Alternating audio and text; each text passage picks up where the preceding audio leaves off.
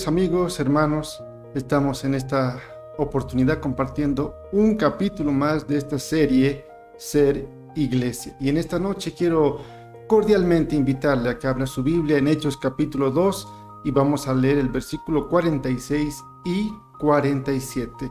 Y las Sagradas Escrituras nos dicen así: Hechos capítulo 2, versículo 46 y 47.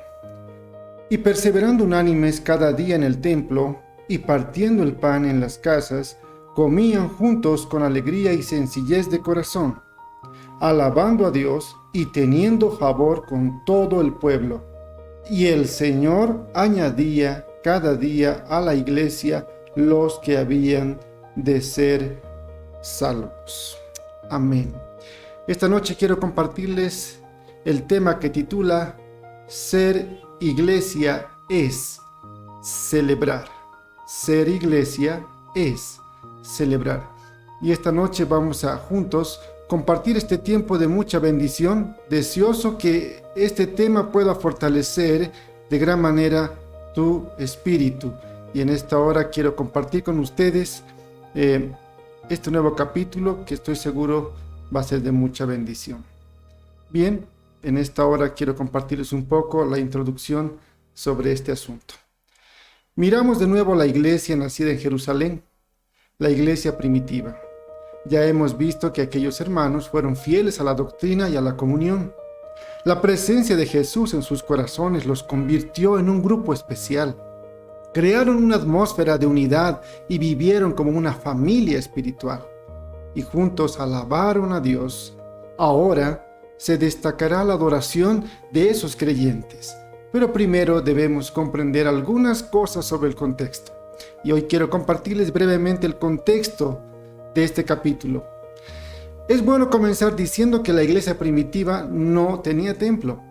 El templo al que se refiere el versículo 26 de Hechos capítulo 2 es el de Jerusalén, que sufrió varias transformaciones. Originalmente, vamos a recordar un poco, fue construido por Salomón.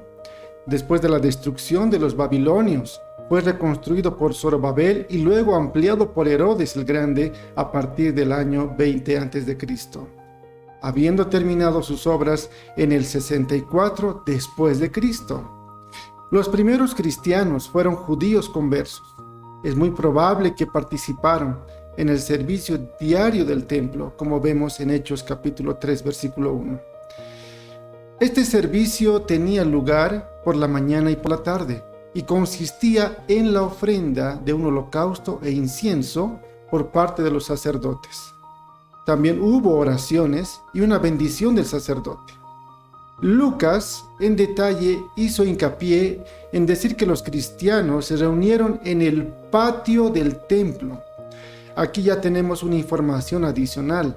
El patio sería básicamente como nuestro hall de entrada, pero había 4 atrios: el de los sacerdotes, el de las mujeres, el de los hombres y los gentiles, siendo el patio de los gentiles un tribunal abierto más general, donde circulaban hombres y mujeres.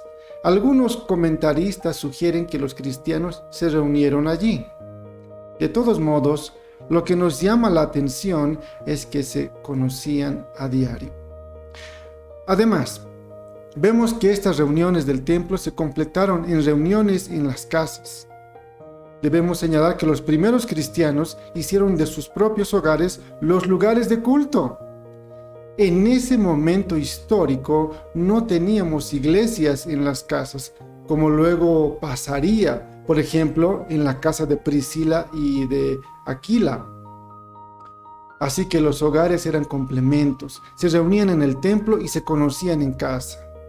Y en estas reuniones hubo gozo, sinceridad de corazón y alabanzas a Dios.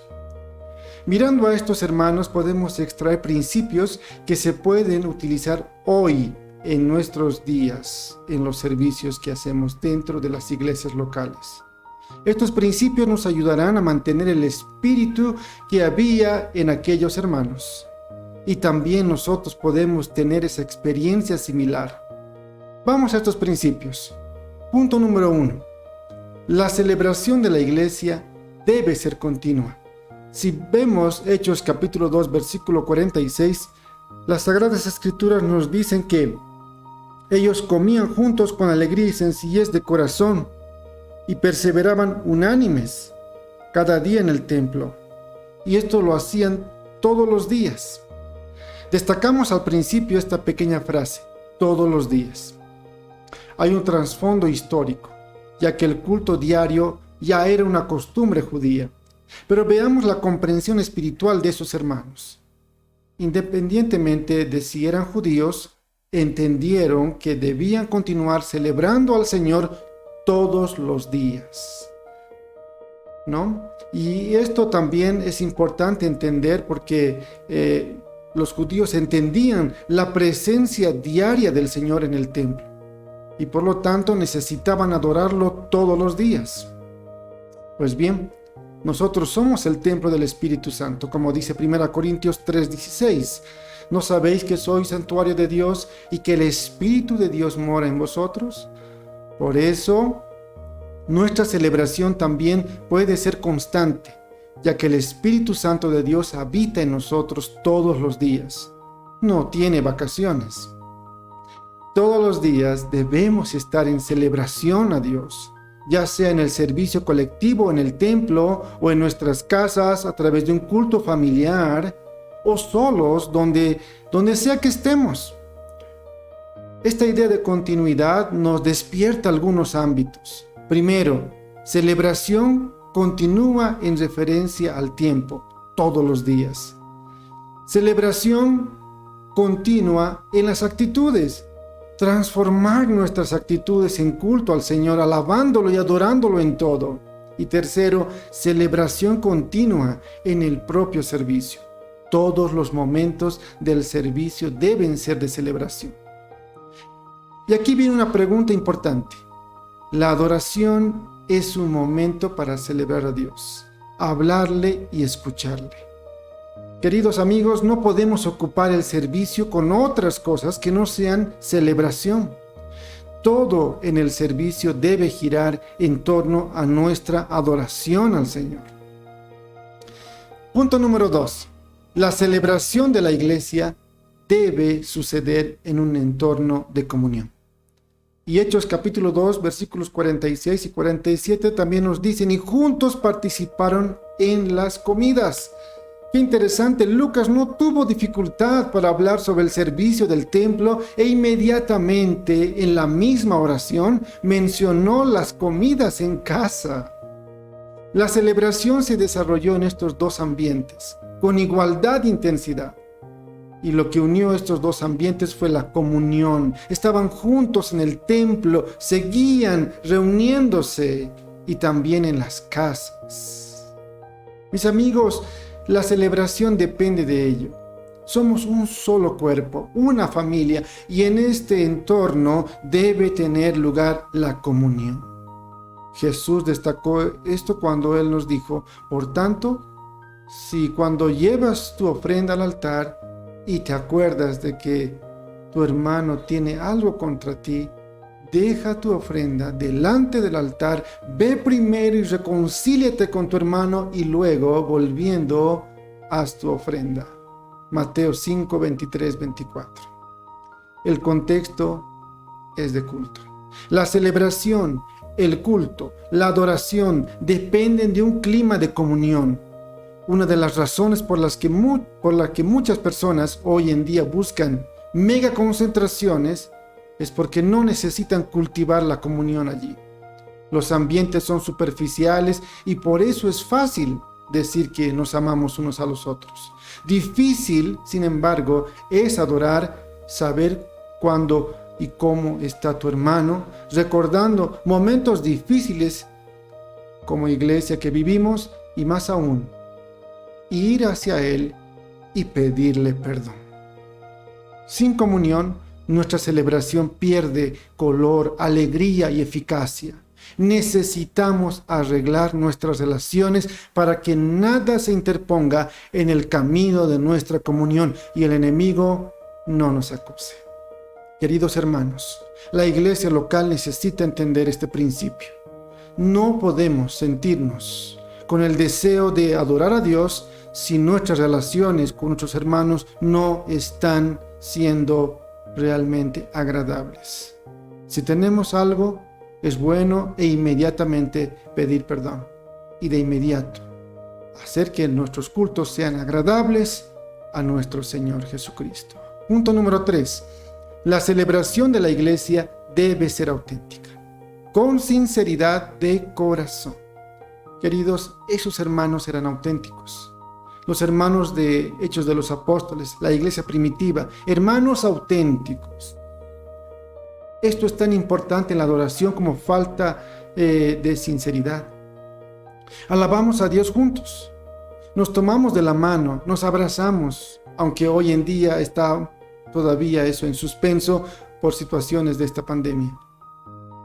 Pero afuera de la iglesia, después de estos momentos tan lindos como iglesia, dentro de la iglesia local, alabando al Señor, compartiendo juntos, afuera hablamos mal, criticamos y hasta odiamos a nuestros hermanos. Oh, mis amados, necesitamos ser honestos, y esa sinceridad significa que si necesitamos arreglar algo para la adoración, entonces es hora de hacerlo. No importa si el templo está muy bien pintado, con unas sillas realmente de primera calidad, un buen sonido, buenos instrumentos, pero si no tenemos hermanos sinceros y auténticos, de nada servirá.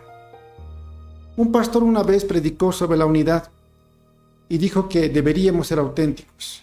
Entonces el pastor le pidió a los hermanos que estaban reunidos que se tomasen de la mano, y justamente en aquel lugar había un hombre que no lo hizo. Al salir, el pastor le preguntó con mucho cariño y respeto el motivo del por qué no tomó la mano a su hermano. Y el amigo fue tan sincero y le dijo: porque no me agrada la persona que estaba a mi lado. El pastor, mirándole a los ojos, con mucho amor y paciencia, le dijo que necesitaba cambiar de actitud. Pero él le respondió nuevamente y le dijo: pastor, no voy a cambiar. Prefiero no tomarme de la mano antes que cambiar. Queridos, la autenticidad de un creyente no es solo reconocer lo que está mal, sino cambiarlo para que cuando vuelva a acontecer algún momento estos sentimientos, esté preparado para no dar lugar a estos sentimientos negativos. Cuando la celebración es auténtica, celebramos a Dios como Él enseñó. Juan 4:24. Dios es espíritu y es importante que sus adoradores lo adoren en espíritu y en verdad. Adorar en verdad implica autenticidad en la adoración. Ahora, esa autenticidad también concierne a nuestro estado. Hay momentos en que nuestra adoración solo será misericordia. Estaremos tal vez en momentos de dificultad, quebrantados. A veces no podremos ministrar alabanzas, ni siquiera cantar. Seremos como aquel recaudador de impuestos que entró en el templo y solo pudo decir: Señor, ten piedad de mí, que soy un pecador. Punto número 4. La celebración debe ser festiva, con alegría. Recordemos que esos hermanos estaban felices y su celebración reflejó gozo en Cristo. Mis amigos, los salmos hablan de celebración festiva. Y de hecho, hay muchas razones para que tengamos alegría. Pero siempre que leemos este texto, es bueno entender que Lucas usó aquí la palabra para ayudarnos a entender que había placer, gozo, un gozo extremo. Así como John Stott sostiene que esta alegría no solo era sinónimo de sonrisas, sino del estado de estas personas. Celebraron de tal manera que pudieron ver en ellos la novedad de vida en Cristo. Esta alegría se refiere a algunas otras ideas. Es decir, da la impresión de que esos hermanos estaban vivos en su adoración. La adoración es una experiencia bendecida. Por tanto, nuestros servicios deben ser bendiciones. La gente necesita ver nuestra adoración y concluir que somos nuevas criaturas en Cristo, que tenemos motivos para adorar. El servicio, por tanto, dentro de la iglesia local debe ser una experiencia memorable, una experiencia inolvidable, porque el Espíritu Santo de Dios vive en nosotros a diario. No se olvide, Él no toma vacaciones. Las personas que asisten a un servicio deben irse a sus casas hablando en sí mismos que no pueden esperar a que llegue el próximo servicio. Los cultos no pueden basarse en lo que siempre hemos hecho, en el pasado lejano. Tenemos que pensar en el día de hoy y con eso en mente celebre lo que Dios ha hecho en su vida. Las adoraciones deben reflejar los valores de Cristo en nosotros y el gozo que tenemos en Él. Amigo, haga de su adoración personal una celebración festiva y bendecida. En conclusión, ser iglesia es celebrar. Celebremos juntos cada día, unidos como cuerpo y conscientes de que a través de esta celebración atraeremos vidas a Jesucristo. Hoy quiero invitarte a ser parte de un momento de reflexión en tu vida personal. Y me gustaría compartirte de manera cuidadosa estas preguntas que yo sé que en algún momento van a fortalecer tu relación con Dios. Y te doy gracias por compartir conmigo este momento. Sé que el Señor en su gracia misericordiosa nos permite ser guiados cada día y entender que somos hijos del Señor. Y en esta noche quiero pedirte lo siguiente. Con mucho respeto gustaría que puedas pensar en estas preguntas. ¿Qué es la adoración para ti? Pregunta número 2. ¿Entiendes que el lugar de culto es solo un edificio o consideras, por ejemplo, que en casa, en el trabajo, en el tránsito, en la escuela, en todos los modos, en cualquier lugar y todo lo que haces es adorar a Jesús? Y finalmente, comenta esta oración o esta frase. No me gustó el servicio de hoy. Bien, mis amados, de esta manera llegamos al final de este tiempo. Que el Señor te bendiga y, como siempre, que el Señor sea tu pastor. Amén.